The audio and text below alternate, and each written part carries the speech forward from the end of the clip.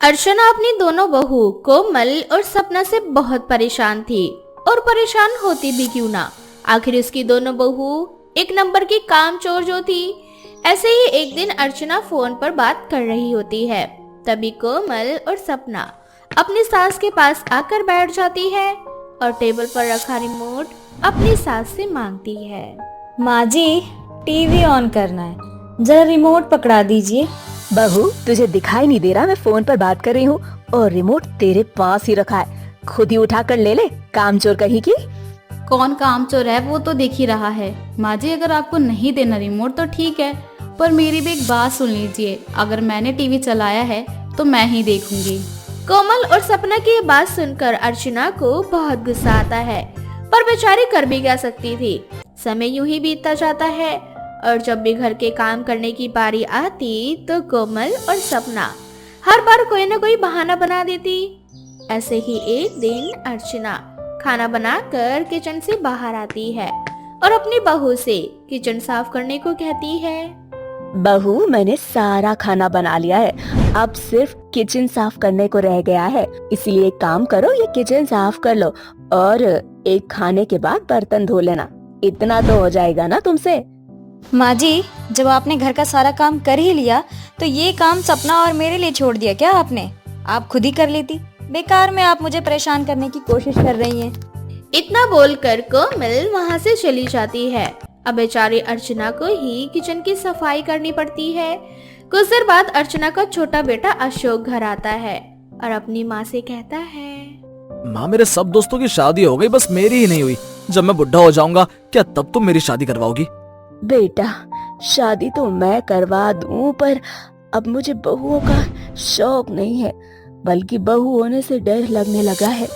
मुझे तो लगता है कहीं मेरी छोटी बहू भी इन दोनों बहुओं की तरह कामचोर ना निकल जाए, जो अपना काम भी अपनी सास से ही करवाए।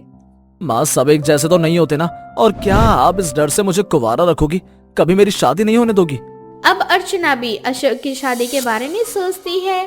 इसी तरह से कुछ हफ्ते बीत जाते हैं और अर्चना अशोक के लिए नेहा नाम की एक सुशील लड़की को ढूंढती है। और जब अर्चना अपने बेटे के साथ नेहा को देखने जाती है तो नेहा की माँ अपनी बेटी की भर भर के तारीफें करती है।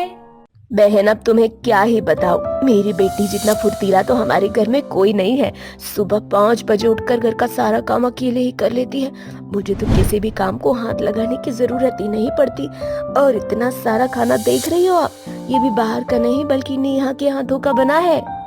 सच में बेटा, तुम तो बहुत गुणी हो और खाना खाकर तो बिल्कुल ऐसा लग रहा है जैसे होटल का खाना हो। बेचारी अर्चना नेहा की तारीफें सुनकर नेहा की माँ की बातों में आ जाती है। अब बिना देरी करे अर्चना नेहा की शादी अशोक से करवा देती है। पर नेहा भी अर्चना की बड़ी बहू कोमल और सपना की तरह एक नंबर की कामचोर होती है। ससुराल में आने के साथ ही नेहा अपनी कामचोरी दिखाने लगती है। ऐसे ही एक दिन सुबह के 10 बज जाते हैं, पर नेहा के लिए सुबह नहीं होती। अब अर्चना नेहा को उठाने के लिए उसके कमरे में जाती है। मेरे तो कर्म ही फूट गए, मेरी तीनों बहुएं एक नंबर की कामचोर निकली। शादी से पहले तो इनकी माँ बड़ी बड़ी बातें कर रही थी, मेरी बेटी जितना फुर्तीला कोई नहीं, पर इस करमजली की तो अब तक सुबह ही नहीं हुई। अरे ओ करमजली, आज तुझे उठना भी है या नहीं? उठना है माँ जी, पर क्या करूँ, बिना चाय के ना मेरी आँख नहीं खुलती। अच्छा होता अगर आप एक कप चाय मुझे दे देती, एक कप चाय पीने के बाद मेरे शरीर में फुर्ती आ जाएगी, फिर आपको कुछ करने की जरूरत नहीं पड़ेगी। क्या सच में बहू, चाय पीने के बाद तू घर के सारे काम अकेले ही कर लेगी? अगर ऐसी बात है तो मैं तेरे लिए अभी अदरक मार कर चाय लाती हूँ। बेचारी अर्चना एक बार फिर अपनी बहू की बातों में आ जाती है और अपनी बहू के लिए गर्मा गर्म चाय लेकर आती है। चाय पीने के बाद नेहा अपने बिस्तर से उठने के बदले अपने फोन में घुस जाती है। ये देखकर अर्चना को बहुत गुस्सा आता है और वो उसके हाथों से फोन छीनकर नेहा से कहती है, बहू, तूने तो कहा था कि चाय पीने के बाद तेरे अंदर फुर्ती आ जाती है और तू अकेले ही घर का सारा काम कर लेती है। अब क्या हुआ, तू काम करने के बदले फोन में क्या लगी है? माँ जी, वो सब तो मैंने नींद में कहा था, और आप कैसी सास है जो नए नवेली बहू से घर के काम करवा रही है? अरे औरों के घर की बहू 1 महीने तक कुछ नहीं करती और मुझे यहाँ आए हुए सिर्फ 4 दिन ही हुए हैं और आप मुझसे काम करवा रहे हैं। हाँ, क्योंकि औरों की बहू एक हद तक की कामचोरी दिखाती हैं और ससुराल में आने के बाद काम करती हैं, पर तुम तीनों ने तो आने के साथ ही अपनी कामचोरी दिखा दी।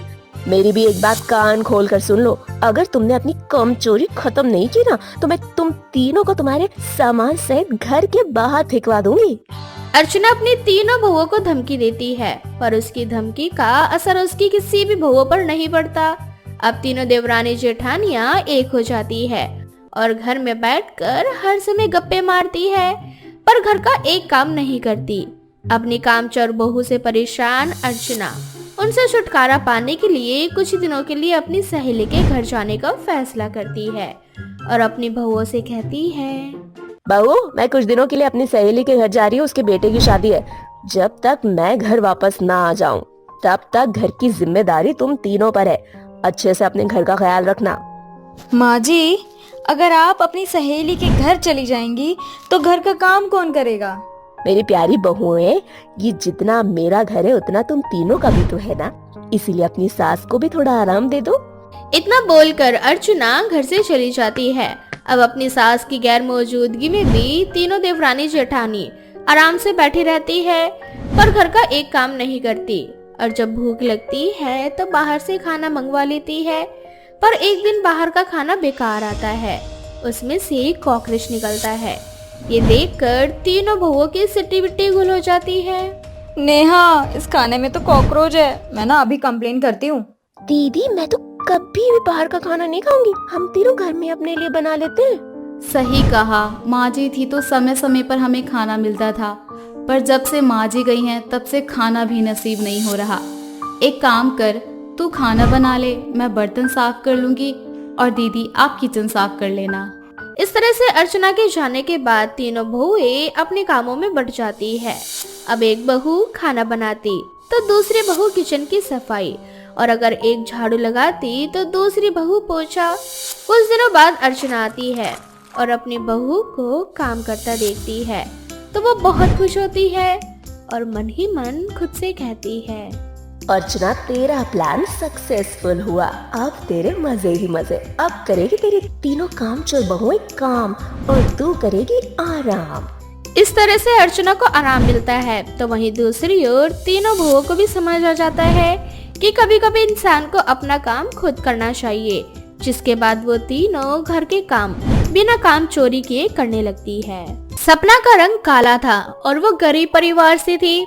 दहेज में सपना अपने साथ कुछ नहीं लाई थी, बस यही वजह थी कि उसकी सास सुमित्रा और उसका पति विनोद उसे शराबी पसंद नहीं करते थे। ऐसे ही एक दिन सपना घर में काम कर रही होती है कि तभी अचानक से सुमित्रा वहां आती है और सपना से बोलती है, अरे ओ करमजली, आज खाना मिलेगा या नहीं, या फिर पूरा दिन घर के कामों में ही लगी रहेगी? माँ जी, बस रसोई का काम खत्म हो चुका है, मैं आपके लिए खाना लेकर ही आने वाली थी। आप बस मुझे 5 मिनट दीजिए, मैं अभी आपके लिए खाना लगा देती हूँ।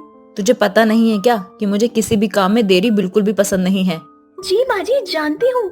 ठीक है, मेरे कमरे में खाना लेकर आ जा। सपना फटाफट रोटियां बनाकर अपनी सास के लिए खाना उसके कमरे में ले जाती है, पर जल्दी के वजह से सपना से एक रोटी जल जाती है। अब जैसे ही सुमित्रा जली हुई रोटी देखती है, वो सपना को खड़ी खोटी सुनाने लगती है। जैसा तेरा रंग है ना काला, वैसे ही तूने रोटी भी जलाकर काला कर दिया है।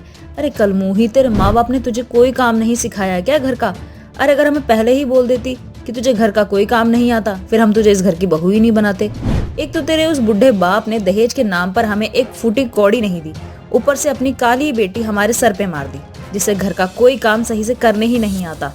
माँ जी, आपको लेट काम पसंद नहीं, बस इसी वजह से जल्दी के चक्कर में एक रोटी जल गई, मुझे माफ कर दीजिए। अरे मेरी प्यारी कल्लो रानी बहू, गलती की माफी नहीं बल्कि सजा होती है, और अगर मैंने तुझे तेरी इस छोटी सी गलती के लिए माफ कर दिया तो तू आगे जाकर बहुत बड़ी गलती करेगी। इतना बोलकर सुमित्रा पास में रखा डंडा उठाकर सपना को मारने लगती है। अब इसी तरह से बेचारी गरीब सपना अपना रंग काला होने की वजह से अपने पति और सास की खड़ी खोटी सुनती है ना तो उसे उसकी सास से किसी भी तरह का कोई सुख मिलता और ना ही पति से। ऐसे ही एक दिन विनोद जी, मुझे माफ कर दीजिए, पर मैंने कल आपको एक लड़की के साथ कार में घूमते हुए देखा। आप घर से ये कहकर जाते हैं कि आप काम पर जाते हैं, पर मुझे शक है कि आप काम पर ना जाकर किसी दूसरे लड़के के साथ घूमते हैं। ओह, तो अब तू मुझ पर नजर रखने लगी है, जासूसी करती है। नहीं विनोद जी, वो तो कल मैं सब्जी लेने के लिए मार्केट गई थी, तभी मेरी नजर आप पर पड़ गई। पहले तो मैंने सोचा कि शायद वो आपकी कोई कस्टमर या बॉस है, पर आप उनके साथ जिस तरह से फ्लर्ट कर रहे थे, देखकर ऐसा लगा मानो जैसे आपका और उस लड़की का अफेयर चल रहा है। देख, अगर तू चाहती है कि मैं तुझे तलाक ना दूं और तू मेरे साथ मेरी बीवी बनकर इस घर में पड़ी रहे, तो अपना मुंह, दिमाग और आंख बंद करके रखा कर। खबरदार अगर तूने इस बारे में घर में किसी को भी बताया। और हाँ, चल रहा है मेरा अफेयर उस लड़की के साथ, बोल क्या कर लेगी? विनोद जी, आप मुझे इतना बड़ा धोखा नहीं दे सकते। मैं आपकी पत्नी हूँ। इसी बात का तो दुख है मुझे कि तू मेरी पत्नी है। अरे मुझे एक अमीर लड़की चाहिए थी, गोरी चिट्टी, जो मेरा ख्याल रख सके, जिसे मैं कहीं पर भी अपने साथ ले जा सकूं। पर मुझे बीवी के रूप में तू मिली। तेरे रंग की तरह तेरा काला साया मुझे मिला। मुझे शर्म आती है तुझे अपनी बीवी कहते हुए, तुझे अपने साथ बाहर ले जाते हुए। विनोद सपना को खड़ी खोटी सुना ही रहा होता है कि ये सारी बात उसकी माँ सुमित्रा सुन लेती है। अपनी माँ को कमरे के बाहर देख विनोद के होश उड़ जाते हैं और वो अपनी माँ को सफाइयाँ देने लगता है। माँ, आपने जो भी सुना वो सब सच नहीं है। ये तो बस मैं सपना को सुनाने के लिए बोल रहा था। मेरा किसी भी लड़की के साथ कोई अफेयर वफेयर नहीं चल रहा है। अरे लल्ला, इतना परेशान क्यों हो रहा है? अगर तेरा किसी लड़की के साथ अफेयर चल रहा है तो इसमें मुझे कोई आपत्ति नहीं है। मैं तो खुद परेशान हूँ इस कलमुही से। तेरे बाबूजी के जो कारनामे थे उन सबको हम क्यों भुगते? खुद तो आराम से भगवान के पास चले गए हैं हमारे सर पे ये काली बहू को छोड़कर। और तेरा जिस लड़की से अफेयर चल रहा है ना, तो उसी लड़की से शादी कर लेता। क्या माँ, आप सच कह रही हो? आपको मेरे अफेयर से कोई प्रॉब्लम नहीं है? क्या मैं सच में कोमल से शादी कर सकता हूँ? हाँ बेटा, क्यों नहीं। अगर लड़की गोरी और अमीर है तो। माँ, फिक्र मत करो, कोमल बहुत गोरी और अमीर है। उससे शादी करने के बाद हमारी लाइफ सेट हो जाएगी और वो तो मुझसे शादी करने के लिए पागल है। पर मेरे होते हुए आप इस घर में मेरी सौतन नहीं ला सकते। तो फिर तुम चली जाओ, तुम्हारे जाने के लिए इस घर के दरवाजे खुले। Get out. इस तरह से बहुत जल्द विनोद कोमल नाम की गोरी और अमीर लड़की से शादी करके उसे घर ले आता है। कोमल आते ही सपना को घर से बाहर निकाल फेंकती है। मेरी प्यारी गरीब काली सौतन, अब तुम्हारी इस घर में कोई जगह नहीं है, इसीलिए फटाफट अपना सामान उठाओ और निकल जाओ इस घर से। क्यों विनोद और मम्मी जी? अरे करम जली कहीं की, मेरा मुंह क्या देख रही है? निकल इस घर से। इस तरह से सुमित्रा, विनोद और कोमल मिलकर सपना को घर से बाहर निकाल फेंकते हैं। क्योंकि कोमल काफी अमीर थी, इसलिए उसका घमंड भी काफी बड़ा था। वो अपनी मर्जी से घर में आती और जाती और घर का कोई काम नहीं किया करती। अब सुमित्रा को ही अकेले घर का सारा काम करना पड़ता। वो घर के काम करके परेशान हो चुकी थी, इसलिए एक रात 3 बजे कोमल पार्टी करके घर आती है तो सुमित्रा कोमल से कहती है, कोमल बहू, अब तेरी शादी हो चुकी है, ये तेरा ससुराल है। इसका मतलब ये तो नहीं कि तू दिन रात यहाँ वहाँ पार्टी करने जाएगी। तू इस घर की बहू है और घर की बहू होने के नाते तू इस घर की जिम्मेदारी को नहीं उठाएगी तो कौन उठाएगा? मैं कब तक इस घर को अकेले संभालूंगी? मेरी बूढ़ी सासू माँ, आपकी जिस गरीब काली बहू ने आपकी इतनी इज्जत करी, आप दोनों माँ बेटे ने मिलकर क्या किया उसके साथ? उसे इस घर से धक्के मारकर निकाल दिया। फिर क्या गारंटी है कि अगर मैं आप लोगों की इज्जत करूंगी तो आप दोनों माँ बेटे मिलकर मुझे इस घर से नहीं निकालोगे? इसीलिए जैसे वो सपना घर के काम करती थी, वैसे अब आप इस घर के काम करो और अब से मुझसे इस तरह से बात मत करना, समझी? कोमल का असली रूप देखकर सुमित्रा को अपनी गलती का एहसास होता है और उसे अपनी बहू सपना की याद आती है। अब इसी तरह से कुछ दिन बीत जाते हैं और सुमित्रा अपने किए पर पछताने लगती है, तो वहीं दूसरी ओर विनोद को भी अपनी गलतियों का एहसास होने लगता है। और ऐसे ही एक दिन, कोमल, तुम ये सामान क्यों पैक कर रही हो? तुम क्या कहीं जा रही हो? मैं कहीं नहीं जा रही विनोद, बल्कि इस घर से तुम और तुम्हारी माँ जा रहे हैं। ऐसे ही मैं अमीर नहीं हुई हूँ, तुम जैसे बेवकूफ लोगों को अपने प्यार के जाल में फंसाकर अमीर हुई हूँ। तुम जैसे न जाने कितने लड़कों से मैंने शादी करी और उनकी प्रॉपर्टी हथिया ली है मैंने। धोखेबाज लड़की, तुम्हारी वजह से मैंने अपनी भोली भाली बीवी को धोखा दिया, उसे इस घर से धक्के मारकर निकाला और तुम हमें ही हमारे घर से निकाल रही हो। हम तुझे छोड़ेंगे नहीं। तुम दोनों माँ बेटों को जो करना है कर लो, क्योंकि तुम दोनों के पास कोई सबूत नहीं है, इसीलिए तुम दोनों मेरा कुछ नहीं बिगाड़ सकते। और जो उस मासूम सपना का नहीं हुआ वो मेरा कैसा होगा। चलो अब निकलो इस घर से। इस तरह से कोमल अपनी सास और पति को घर से धक्के मारकर निकाल देती है, जिसके बाद विनोद और सुमित्रा को उनके किए की सजा मिलती है और वो दोनों दर दर की ठोकरें खाने लगते हैं। कविता आज भी पुराने जमाने की औरत थी, जो मासिक धर्म में भी खुद को कैद कर लिया करती थी और घर के कोई भी काम नहीं करती थी। ऐसे ही एक दिन कविता अपनी पड़ोसन के घर जाती है, जहां वो देखती है कि उसकी पड़ोसन की बहू को मासिक धर्म है, पर फिर भी वह घर का सारा काम कर रही है। ये देख कविता अपनी पड़ोसन से कहती है, बहन, तुम्हारी बहू को मासिक धर्म हुए हैं, उसके कपड़े खराब हो चुके, तुम उसे अलग कमरे में क्यों नहीं भेज देती? कविता, तुमने सही कहा, लगता है हुआ है, पर शायद मेरी बहू को भी नहीं पता कि उसे मासिक धर्म शुरू हो गए। पर कोई बात नहीं, मैं अभी जाकर उसे बता देती हूँ ताकि वो अपना कपड़ा बदल ले और थोड़ी देर आराम कर ले। अब कविता की पड़ोसन ऐसी हालत में अपनी बहू की देखभाल करती है और ये सब देखकर कविता अपनी पड़ोसन से कहती है, अरे बहन, ये तुम क्या कर रही हो? तुम्हारी बहू को मासिक धर्म है और फिर भी तुम उसके साथ हो, उसकी देखभाल कर रही हो। जानती हो ना, ऐसे में लड़कियों को अलग कमरे में रखा जाता है और उनका खाना पीना भी अलग होता है। फिर तुम भला उसके हाथों का पानी भी कैसे पी सकती हो? अरे कविता बहन, तुम कितने पुराने ख्यालातों में जी रही हो। अब दुनिया बदल चुकी है और वैसे भी पुराने जमाने में भी कानून ये इसीलिए बनाया गया था ताकि मासिक धर्म के समय में महिलाओं को आराम मिल सके। और मैं और मेरी बहू अब इन पुरानी बातों में विश्वास नहीं रखते, हम खुले विचारों के लोग हैं। राम राम राम राम राम, ये तो घोर कलयुग आ चुका है। मैं तो ऐसी गलती कभी ना होने दूं। मैं तो अपने घर जा रही हूँ। जिस घर की बहू को मासिक धर्म हो, मैं उस घर में एक पल भी नहीं रह सकती। कविता मुंह बनाकर अपने पड़ोसन के घर से आ जाती है।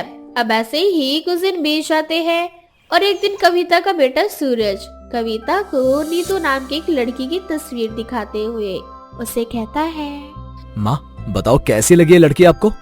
लड़की तो बहुत सुंदर है। कहीं ऐसा तो नहीं कि तू इस लड़की से प्यार करता है? अगर ऐसा है तो जल्दी से शादी कर ले। अब मुझे अपने घर के लिए बहू चाहिए, अकेले में घर नहीं संभाल सकती। माँ आप तो सच में जीनियस हो, मेरे कहने से पहले ही सब समझ जाती हो। अब आप जाकर जल्दी से नीतू के माता पिता से मेरा हाथ मांग लो। मैं इसी साल नीतू से शादी करना चाहता हूँ। सब कुछ अच्छा चल रहा था। कविता को भी नीतू बहुत पसंद थी, इसलिए वो बिना देरी करे नीतू और सूरज की शादी करवा देती है।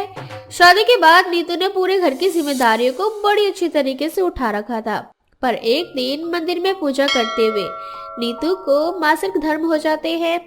इस बात से बेखबर नीतू प्रसाद लेकर अपनी सास के पास जाती है और तभी कविता अचानक से नीतू पर भड़क उठती है। बहू, तुझे होश नहीं रहता या तेरी याददाश्त कमजोर हो गई है? तुझे मासिक धर्म हो चुका है और तू मंदिर में पूजा कर रही है। तूने घर के साथ साथ घर की हर चीजों को अशुद्ध कर दिया। अब मुझे मंदिर भी शुद्ध करना होगा। माफ करना माँ जी, ये सब मैंने जानबूझ के नहीं किया। आप फिक्र मत कीजिए, मैं अभी कपड़े बदल कर आती हूँ। आप आराम कर लीजिए, मैं घर का सारा काम कर लूंगी। क्या कहा तूने? तू ऐसी हालत में घर में काम करेगी, मेरे रसोई घर में जाएगी?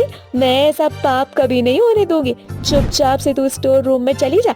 जब भी घर में किसी औरत को मासिक धर्म होते हैं तो हम सब खुद को स्टोर रूम में जाकर कैद कर लेते हैं, इसीलिए अब तुझे भी 5 दिनों तक अपने आप को कैद करना होगा। बाकी मैं संभाल लूंगी।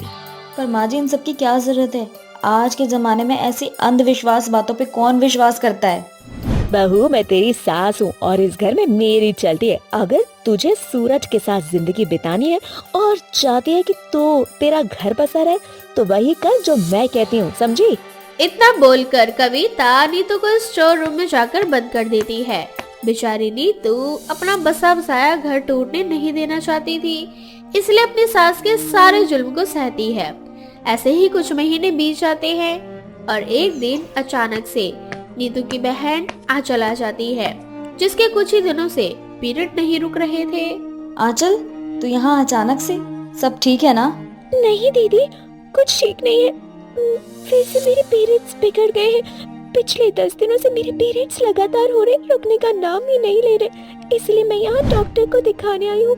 अपने घर से डॉक्टर का क्लिनिक बहुत दूर पड़ता है, इसीलिए मैंने सोचा जब तक मेरे मासिक धर्म ठीक नहीं हो जाते मैं आपके ससुराल में रहूं। आपके घर से डॉक्टर का क्लिनिक काफी पास है। दीदी, मेरे यहाँ रुकने से किसी को प्रॉब्लम तो नहीं होगी ना? आंचल जैसे ही अपने मासिक धर्म के बारे में अपनी बहन को बताती है, वैसे ही वहाँ कविता आ जाती है और वह सारी बात सुन लेती है। आंचल की बात सुनकर कविता दोनों बहन पर नाराज होते हुए उनसे कहती है, आय हाय, तो तुम दोनों बहन ने कसम खा ली मेरे घर को अपवित्र करने की। क्यों नर्स पीटी, मैंने तुझसे कहा था ना कि मासिक धर्म में अपने अलग कमरे में रहना और खाना होता है। फिर तूने अपनी पीरियड्स वाली बहन को ससुराल क्यों बुलाया? हाँ आंटी जी, आप इतना क्यों चिल्ला रही हो? मुझे सिर्फ मासिक धर्म होने कोई बीमारी नहीं, और वैसे भी मुझे दीदी ने नहीं बुलाया, मैं यहाँ खुद अपना इलाज करवाने आई हूँ। तो जिस पैर से आई है उस पैर से वापस चली जा, क्योंकि मैं ऐसी महिला को अपने घर में रुकने नहीं देती जिसको मासिक धर्म चल रहे हो। और अगर फिर भी तुझे इस घर में रहना है तो तुझे भी इस घर के नियम कायदे के अनुसार रहना होगा और खुद को स्टोर रूम में कैद करके रखना होगा। बाकी तेरी बहन तुझे समझा देगी। कविता की पुरानी सोच देखकर आंचल को बहुत गुस्सा आता है और वो गुस्से में अपने घर चली जाती है, पर उसे अपनी बहन के लिए बहुत दुख होता है। इसलिए वो अगले दिन फिर से अपनी बहन के ससुराल में आती है, जहां वो देखती है कि कविता को भी मासिक धर्म हुए हैं, जिस वजह से उसकी तबीयत कुछ ठीक नहीं होती और वो दर्द में तड़पती स्टोर रूम की ओर बढ़ रही होती है। पर उसी वक्त कविता का पैर फिसल जाता है और वो सीढ़ियों से नीचे गिर जाती है। कुछ देर बाद जब कविता को होश आता है तो वो देखती है कि वो हॉस्पिटल में है और आंचल उसके पास बैठी है। हाँ, अच्छा हुआ आंटी जी जो आपको होश आ गया। आप जानती हैं आपके घर में कोई नहीं था। अगर सही वक्त पर मैं ना आती तो पता नहीं क्या हो जाता। जब आपको पता है आपको मासिक धर्म हो रहे हैं और इतना दर्द हो रहा है तो आप स्टोर रूम में आपको जाने की क्या जरूरत थी? आप अपने कमरे में आराम क्यों नहीं कर सकती थी? आंचल बेटा, मैंने तेरे साथ इतना बुरा बर्ताव किया, तेरी बहन के सामने तेरी बेइज्जती करी, फिर भी तूने मेरी जान बचाई। ये पता होने के बाद कि मुझे भी मासिक धर्म चल रहे, मुझे माफ कर दे। पर तुम सब जो मुझे समझाना चाहती थी वो मुझे अब समझ आ चुका है। कविता को अपनी गलती का एहसास होता है, साथ ही साथ उसे ये भी समझ आ जाता है कि किसी भी औरत के लिए मासिक धर्म कोई अभिशाप नहीं, एक वरदान है। इसलिए ऐसे समय में मासिक धर्म वाली महिलाओं से नफरत ना करके उनका ख्याल रखना चाहिए और उनका साथ देना चाहिए।